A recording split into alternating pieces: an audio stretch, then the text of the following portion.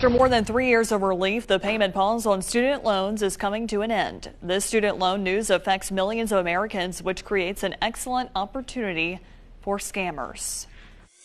So student loan interest will start accruing again. It's been a few years, over 3 years, that interest has not been accruing on student loans, but that does end on September 1st with payments beginning again in October, which we know affects millions and millions of people in the United States, which leaves an opportunity for scammers to try to take advantage of people. You receive an email, letter, or phone call from someone claiming you are eligible for student loan consolidation or a payment reduction program.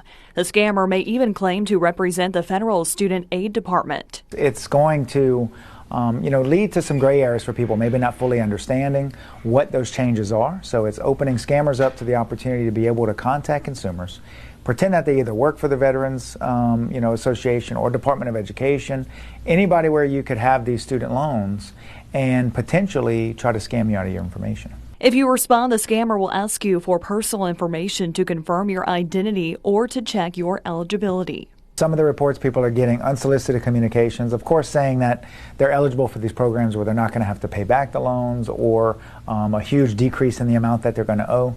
But of course, they need a social security number to find out if they're eligible. That's how scammers are stealing information. So be on the lookout for red flags. Number one being those unsolicited communications. Here are some tips to avoid student loan forgiveness scams. First, know the terms of your student loan before acting. Be sure to understand the ins and outs of your specific loan and how student loan terms impact you. Never pay money for a free government program. Scammers often trick victims into paying for free government programs, or they claim you can get additional or faster benefits for a fee. A real government agency will not ask you for an advanced processing fee. Be wary of out-of-the-blue calls or emails claiming to be from the government. Generally, the government will not contact you using these methods unless you grant permission. Watch out for phony government agencies. If you speak to someone claiming to be a government representative offering you student loan relief, research before you agree to anything. And lastly, reach out to the agency directly.